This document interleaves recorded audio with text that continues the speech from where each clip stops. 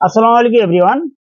আজকে আমি দেখাবো 1977 আরএফএল স্কেলের এটা হচ্ছে 8 সমস্যার সমাধান। এটা আমার ছাত্রগুলো অনেকে ফোন দেয় যে এরকম 8 সমস্যা হলে আমরা কি করব, এরকম অন করলে 8 সমস্যা চলে আসে।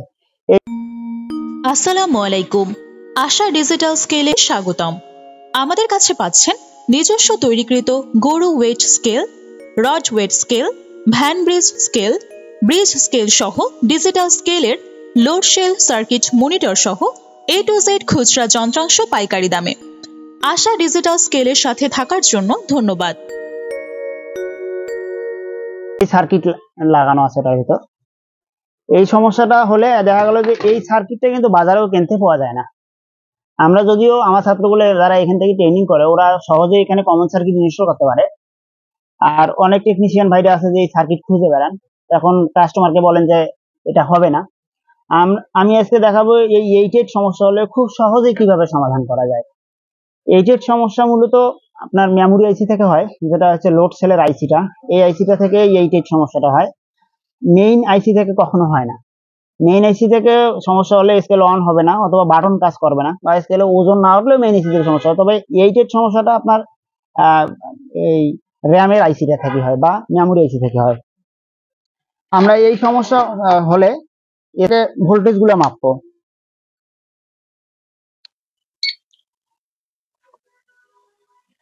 স্কেল অন করার পর আমরা ডিজিটাল মাল্টিমিটার দিয়ে, অনেকে অ্যানালগ মিটার দিয়ে মাপতে চান। অ্যানালগ মিটার দিয়ে মাপলে সঠিক মাপটা আসবে না, এবং নর্মাল মিটার দিয়ে মাপলে সঠিক মাপ আসবে না। আপনার ডিজিটাল মাল্টিমিটার লাগবে, প্লাস ভালো মানের মিটার লাগবে। এটা আমি ডিসি মুডে দিচ্ছি। ডিসি মুডে দিয়ে আপনি প্রথমত ভোল্টেজ মাপবেন। যদি এই সমস্যা হয় তাহলে ভোল্টেজ মাপলে ই প্লাস ই মাইনাসে ভোল্টেজ মাপবেন। ই প্লাস ই মাইনাসে কত ভোল্টেজ আছে এটা দেখবেন আগে।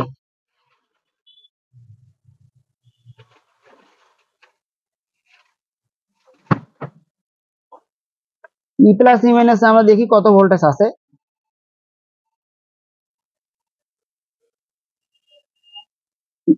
ই প্লাস ই মাইনাসে আমার কোনো ভোল্টেজ নাই, আছে 0.421। এই ভোল্টেজে কখনোই লোড সেল রান করবে না, প্লাস আইসিও রান হবে না। এরপরে আপনারা ভোল্টেজ মাপবেন হলো সেকেন্ড রেগুলেটরে, যে রেগুলেটর দিয়ে আপনার লোড সেল রান হয় বা এই মেমোরি আইসিটা রান হয়, ওই রেগুলেটরে ভোল্টেজ আসছে কিনা। আমরা এই রেগুলেটরে দেখলাম যে এখানে 4 ভোল্ট আসছে, ভোল্টেজ দেখা যায়, হ্যাঁ 4 ভোল্ট আসছে।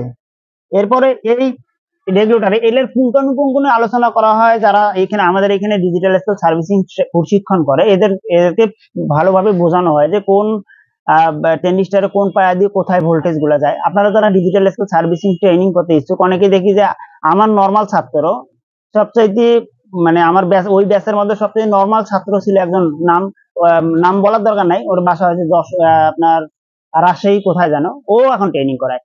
ও স্কেলের কিছু বোঝে না, আপনাদেরকে কি বোঝাবে। যারা ট্রেনিং করতে ইচ্ছুক অবশ্যই স্ক্রিনে দেখানো নাম্বারে ফোন দিবেন, ফোন দিয়ে সিরিয়াল নেবেন। ইনশাল্লাহ 5 জন করে ব্যাচে যদি যোগ দেন তাহলে ট্রেনিং ফি খুবই কম। আমাদের এখানে আবাসিক হোটেলে থাকা ফ্রি, খাওয়াটা নিজের। যারা ট্রেনিং করতে ইচ্ছুক অবশ্যই স্ক্রিনে দেখানো নাম্বারে যোগাযোগ করেন। আমরা আজকে এটার সমস্যা সমাধান করে দেখাবো। সেকেন্ড রেগুলেটরের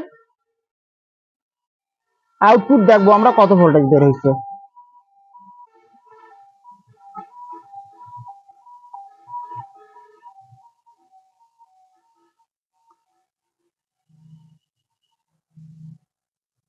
সেকেন্ড রেগুলেটরের আউটপুট বের হয়েছে 2.96, যদিও 3.3 ভোল্টেজ থাকার কথা বা 3 ভোল্টেজ থাকার কথা, 2.9 ভোল্ট হলেও চলে, কিন্তু আমাদের এইখানে কোনো ভোল্টেজ আসে নাই, বিধায় এই সমস্যাটা হয়েছে। এরপরে আমরা কি করব, এই সমস্যা হলে স্কেলটা অফ করে দিয়ে ডিজিটাল মাল্টিমিটারের বাজার মুডে দিব। বাজার মুড অনেকেই বোঝে না। বাজার মুড হচ্ছে যে মুডে সাউন্ড করে মিটারটা, ওটা হচ্ছে বাজার মুড। এটা হচ্ছে বাজার মুড। বাজার মুডে দিয়ে আমরা এই সেকশনে যে ক্যাপাসিটর গুলো আছে, যেগুলো হচ্ছে সিনামি ক্যাপাসিটর, এই ক্যাপাসিটর গুলো আমরা শর্ট আছে কিনা মাপবো। এইভাবে আমরা শর্ট গুলা মাপবো। যদি ক্যাপাসিটর শর্ট থাকে তাহলে এটা সাউন্ড করবে, মিটারটা সাউন্ড করবে।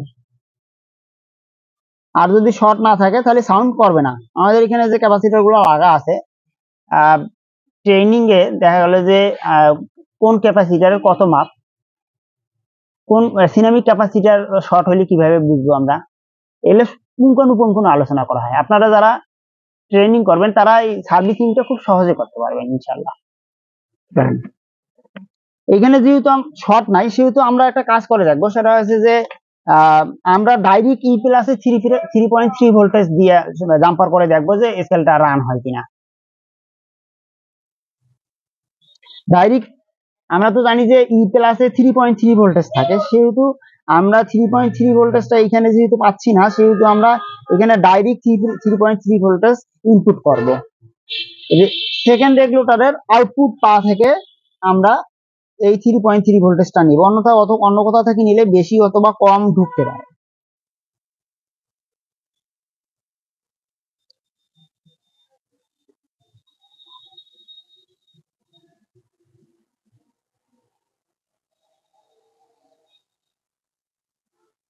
আমরা এটাতে ডাইরেক্ট 3.3 ভোল্টেজ ইনপুট করছি ই প্লাসে, দেখি অন হয় কিনা। এখন দেখেন স্কেলটা সুন্দরভাবে অন হয়ে গেল। অন হয়েছে যেহেতু আপনার সেন্সরিং সিস্টেমটা ঠিক আছে, সেহেতু ওজন উঠবে। আপনারা যারা এরকম কঠিন কাজগুলো খুব সহজে করতে চাচ্ছেন, তাদেরকে অবশ্যই ট্রেনিং করতে হবে। ট্রেনিং অনেকেই করায়। আপনার যাত্রাবাড়িতে দেখি, আমি কিছু বোঝে না, ভাঙড়ি ব্যবসা করছিল আগে, আমার এখানে থেকে ট্রেনিং করি যে ও ট্রেনিং সেন্টার খুলছে। এরপরে আপনার রাজশাহীর একজন দেখি যে ট্রেনিং করে, অনেকে করায়। আপনাদেরকে সঠিক বের করতে হবে যে আসলে মেইন ট্রেইনার কে পারছে না, কে সহজেই আমাদেরকে শিখিয়ে দিতে পারবে। আপনারা অবশ্যই যারা ট্রেনিং করতে ইচ্ছুক স্ক্রিনে দেখানো নাম্বারে ফোন দিয়ে সিরিয়াল নেবেন। ধন্যবাদ, ভালো থাকবেন।